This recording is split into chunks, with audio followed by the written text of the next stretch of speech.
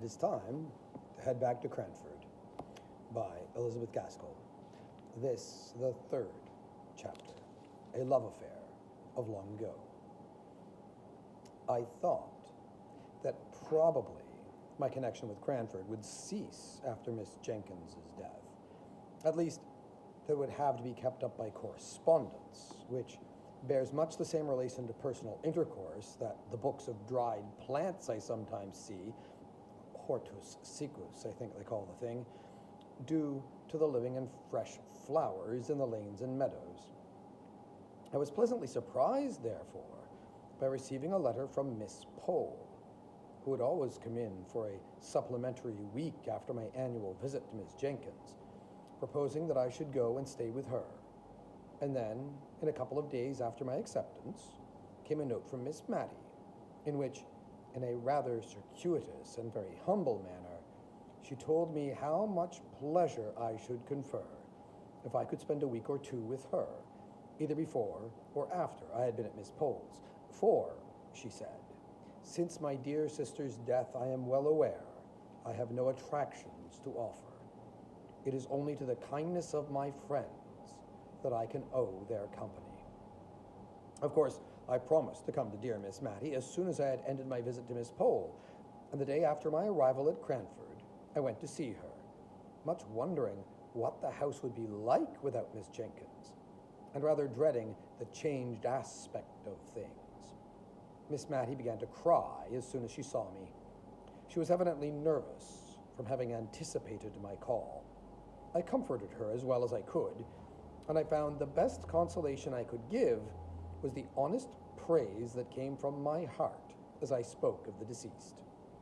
Miss Mattie slowly shook her head over each virtue as it was named and attributed to her sister, and at last she could not restrain the tears that had long been silently flowing, but hid her face behind her handkerchief and sobbed aloud. "Dear Miss Mattie," said I, taking her hand, for indeed I did not know in what way to tell her how sorry I was for her, left deserted in the world. She put down her handkerchief and said, "My dear, I would rather you did not call me Mattie. She did not like it, but I did many a thing she did not like, I'm afraid, and now she's gone. If you please, my love, will you call me Matilda?" I promised faithfully, and began to practice the new name with Miss Pole that very day.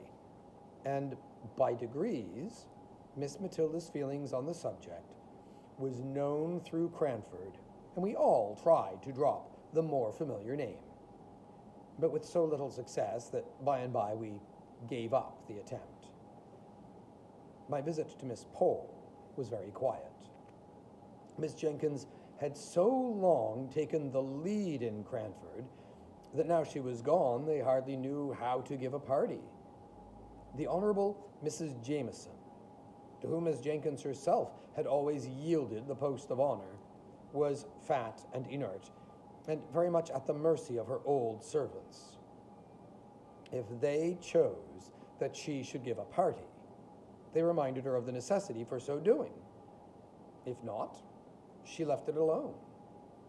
There was all the more time for me to hear old-world stories from Miss Pole while she sat knitting, and I making my father's shirts. I always took a quantity of plain sewing to Cranford, for as we did not read much or walk much, I found it a capital time to get through my work. One of Miss Pole's stories related to a shadow of a love affair that was dimly perceived or suspected long years before. Presently, the time arrived when I was to remove to Miss Matilda's house. I found her timid and anxious about the arrangements for my comfort. Many a time, when I was unpacking, did she come backwards and forwards to stir the fire which burned all the worse for being so frequently poked. "Have you drawers enough, dear?" asked she. "I don't know exactly how my sister used to arrange them. She had capital methods. I'm sure she would have trained a servant in a week to make a better fire than this. And Fanny has been with me for 4 months." This subject of servants was a standing grievance, and I could not wonder much at it. For if gentlemen were scarce and almost unheard of in the genteel society of Cranford, they, or their counterparts, handsome young men, abounded in the lower classes. The pretty, neat servant maids had their choice of desirable followers, and their mistresses, without having the sort of mysterious dread of men and matrimony that Miss Matilda had, might well feel a little anxious, lest the heads of their comely maids should be turned by the joiner, or the butcher, or the gardener, who were obliged by their callings to come to the house, and who, as ill luck would have it, were generally handsome and unmarried.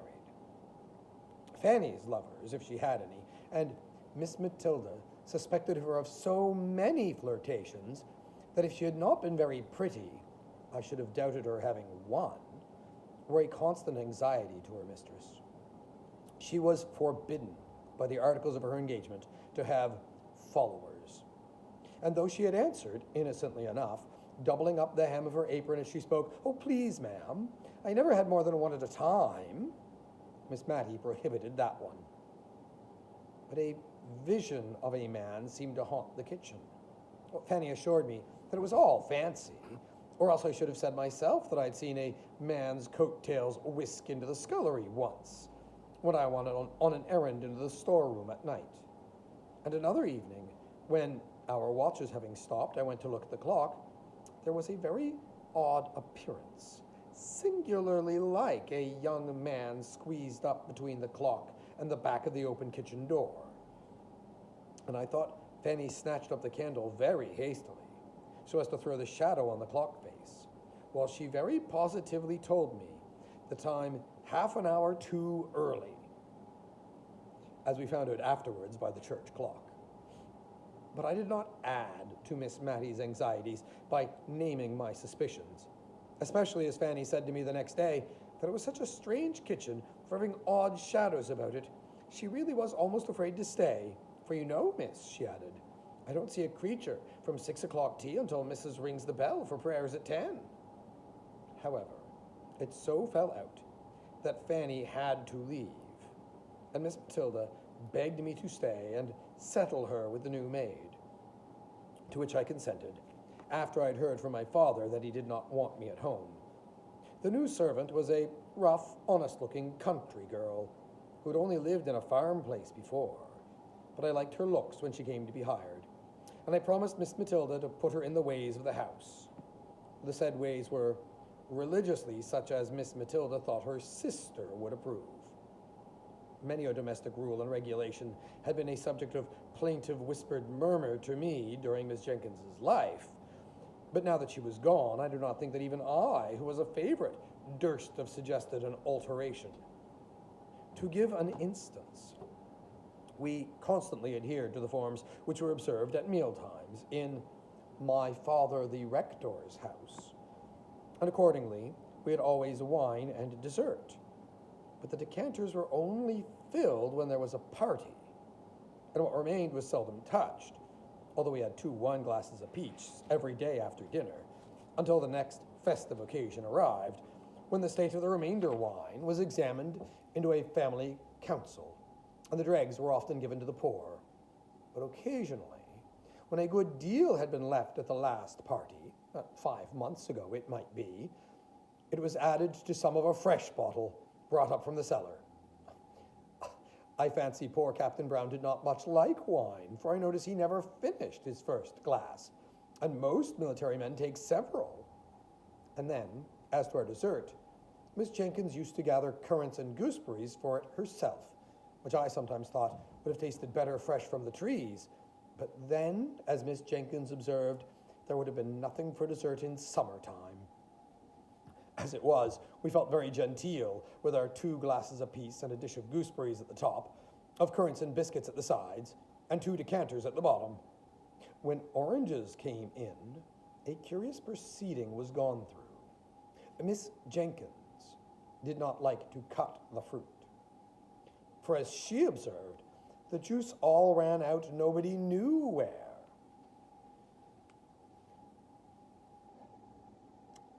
sucking.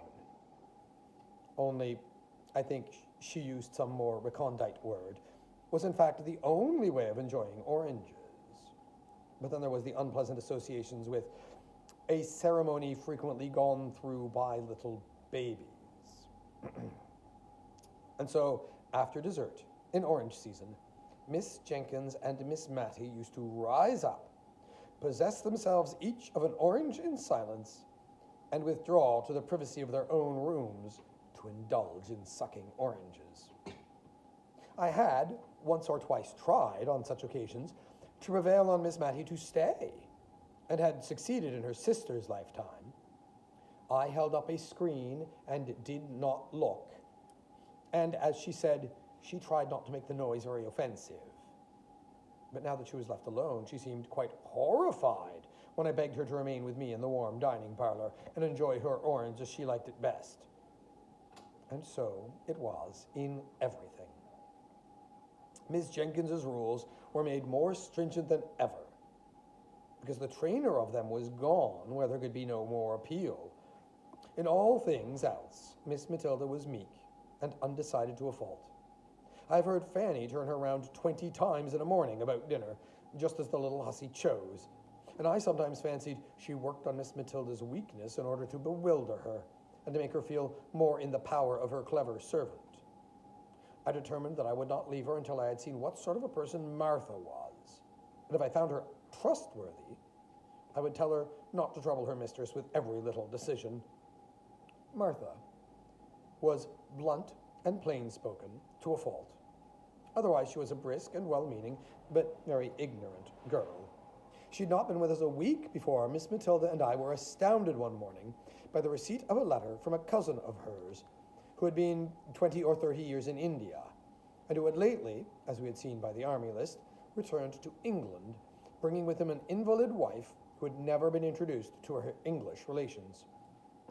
Major Jenkins wrote to propose that he and his wife should spend a night at Cranford, on his way to Scotland, at the inn, if it did not suit Miss Matilda to receive them into her house, in which case they should hope to be with her as much as possible during the day. I mean, of course, it must suit her, as she said, for all Cranford knew that she had her sister's bedroom at liberty, but I am sure she wished the Major had stopped in India and just forgotten his cousins out and out. "Oh, how must I manage," asked she helplessly. "If Deborah had been alive, she would have known what to do with a gentleman visitor. Must I put razors in his dressing room? Dear, dear, and I've got none. Deborah would have had some, and slippers, and coat brushes." I suggested that probably he would bring all those things with him. And after dinner, how am I to know when to get up and leave him to his wine? Deborah would have done it so well. She would have been quite in her element. Will he want coffee, do you think? I undertook the management of the coffee, and told her I would instruct Martha in the art of waiting, in which it must be owned she was terribly deficient, and that I had no doubt Major and Mrs. Jenkins would understand the quiet mode in which a lady lived by herself in a country town. But she was, sadly, fluttered. I made her empty her decanters and bring up 2 fresh bottles of wine. I wished I could have prevented her from being present at my instructions to Martha, for she frequently cut in with some fresh direction, muddling the poor girl's mind as she stood open-mouthed and listening to us both. "Hand the vegetables round," said I. Foolishly, I see now, for it was aiming at more than we could accomplish with quietness and simplicity. And then, seeing her look bewildered, I added, "Well, you take the vegetables round to people and let them help themselves." "And mind you go first to the ladies," put in Miss Matilda. "Always go to the ladies before the gentlemen when you are waiting." "I will do it as you tell me, ma'am," said Martha, "but I like the lads best."